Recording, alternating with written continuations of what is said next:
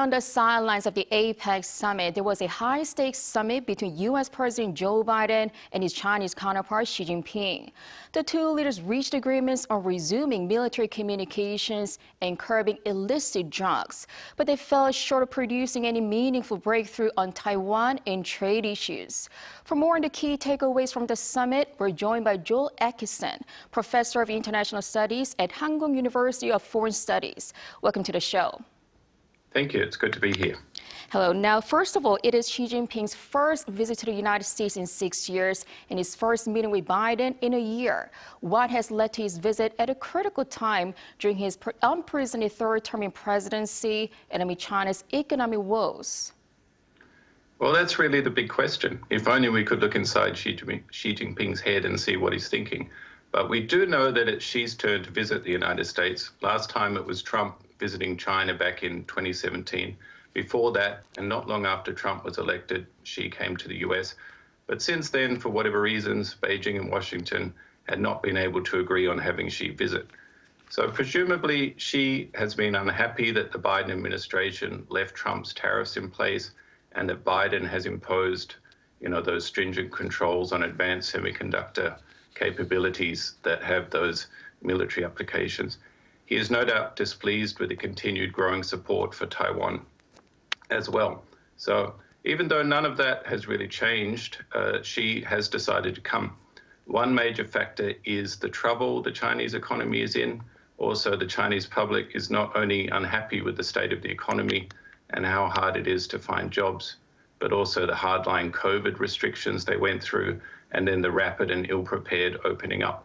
So it appears that he's ready to try and relieve some of that pressure from the US. And the fact that the APEC summit meeting is being held in the US provides a face-saving way to have that meeting in the US without making a special trip just for that. And then, of course, on the Biden side, the Biden administration is perhaps even more interested in reducing tensions, which have reached quite serious levels around Taiwan and in the South China Sea and so on. Also, Washington has a long list of things they hope to cooperate with China on, such as climate change, fentanyl, the opioid crisis, Russia and Ukraine, and now Israel, Hamas, and Iran. Right, Professor. Now, though Biden labeled the summit as, quote, productive, the two leaders failed to narrow their differences on the issue of Taiwan. What were the major sticking points? Well, Biden reiterated the US's one China policy, which is different to China's one China principle. The US's policy is that it does not have official diplomatic relations with Taiwan, and it does not support Taiwan independence. But Taiwan is already independent as the Republic of China, and from the very beginning, the US has insisted on only peaceful changes to Taiwan's status. Biden repeated that condition of a peaceful resolution again at the summit. Biden also told Xi that he does not expect to see any interference from China in Taiwan's upcoming elections. I think Beijing, Xi Jinping, they want much more from the US on Taiwan than that. He wants to see a halt to military cooperation and arms sales. He wants Biden to not merely say that he doesn't support Taiwan independence, but that he positively supports the unification of China and Taiwan. And those are non-starters with Washington. But if Xi could push Biden to make even a small concession or a minor shift in language, that would effectively be getting Biden to interfere in Taiwan's election.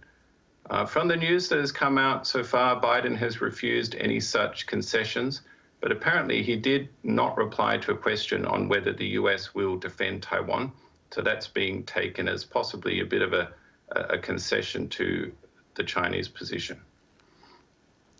Right. There was also no agreement on Washington's export controls, though President Xi asked for policy changes.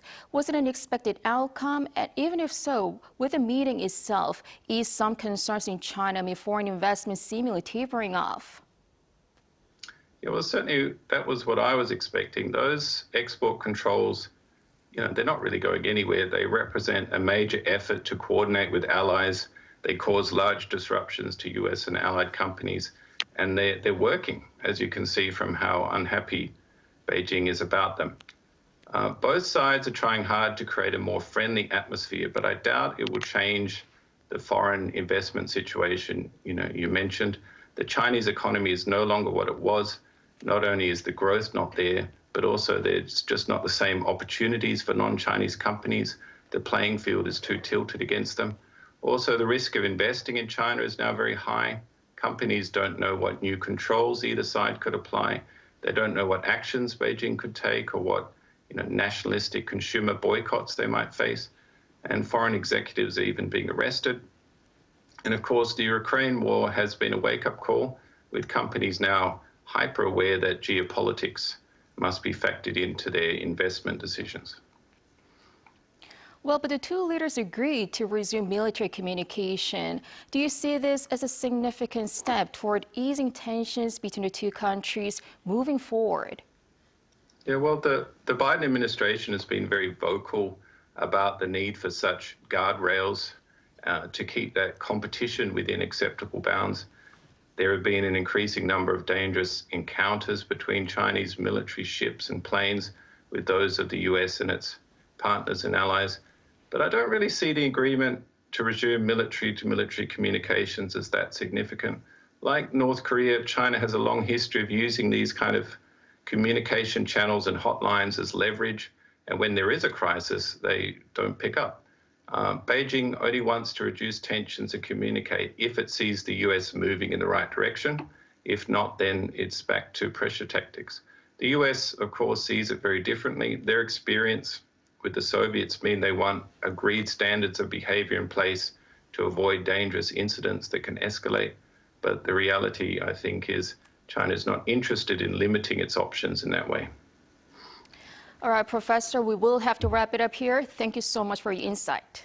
Yeah, my pleasure. Thank you.